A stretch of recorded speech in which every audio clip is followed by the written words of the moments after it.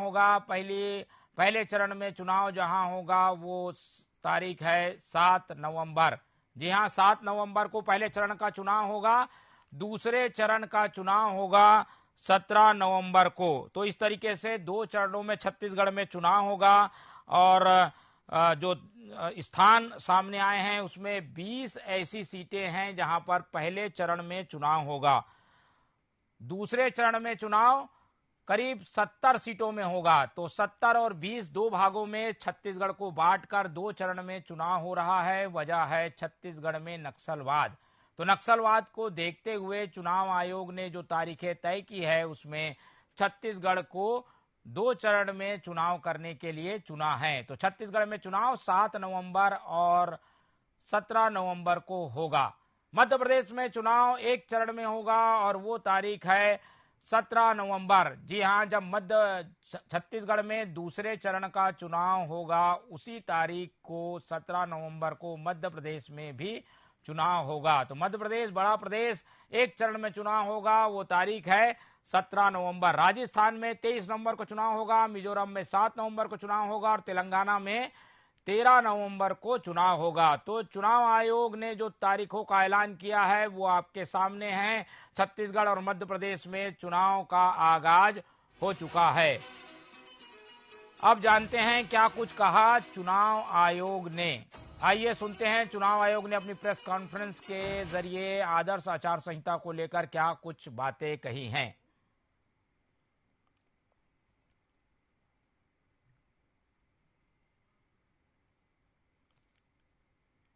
Now to start with from the Mizoram, the date of poll will be 7th November and date of counting would be 3rd, which is common of course for all these states, and elections in all these states would be completed by 5th of December. So date of poll is 7th November. Similarly, in case of Chhattisgarh, the elections would be in 2 phases. The date of poll would be 7th November and 17th November. The nominations after Mizoram for the first phase of the Chhattisgarh would happen on 20th, the 13th, and the last date would be 20th. Date of poll being 7th November, and for phase 2, 17th November.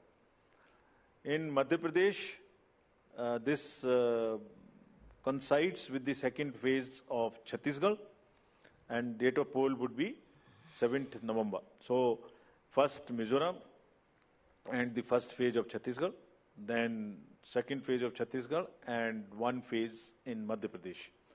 Thereafter, Rajasthan, where the date of poll will be 23rd November in 1 phase entirely in Rajasthan.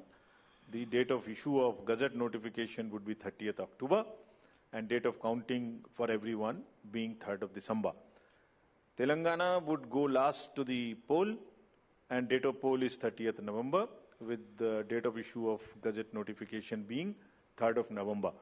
And the entire election process would be complete by 5th of December. So this is what is the schedule. And again, I request all of you, through all of you, to all the voters to please come and exercise in the festival of democracy in a true sense. Thank you very much.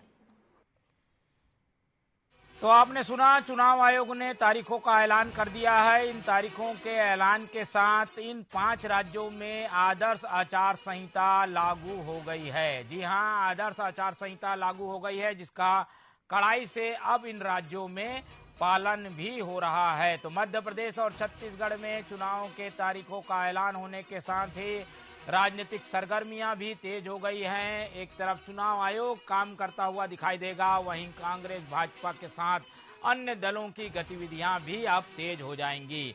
आमतौर पर जैसे ही तारीखों का ऐलान होता है राजनीतिक क्षेत्र के लोग सक्रिय हो जाते हैं क्योंकि उन्हें पता चल जाता है कि उनके एग्जाम का टाइम आ गया है। सरकार अब एक तरीके से न्यूट्रल हो जाती है, आदर्श आचार संहिता के बंधन में बंधकर वो काम करेगी और इसके लिए आज से प्रशासन ने कमरकस तैयारी शुरू कर दी है। पूरा तंत्र जो है वो चुनाव आयोग ने अपने अंडर में ले लिया है और जो पहला काम चुनाव आयोग करता है वो ये कि सरकारी इमारतों में कोई प्रचार प्रसार ना हो, किसी को सरकारी तंत्र का फायदा ना मिले, इन सब बातों के मद्देनजर चुनाव आयोग ने कड़ाई से पालन आचार संहिता का शुरू कर दिया है। तो आज हमने चुनाव आयोग की प्रेस कॉन्फ्रेंस सुनाई और तारीखों का दृश्य आपको दिखा दिया है। आचार संहिता को लेकर क्या कुछ हो रहा है, आचार संहिता कैसे पालन कराई जा रही है, वो भी हम बताएंगे। लेकिन राजनीतिक प्रतिक्रिया का दौर जो है वो शुरू हो गया है।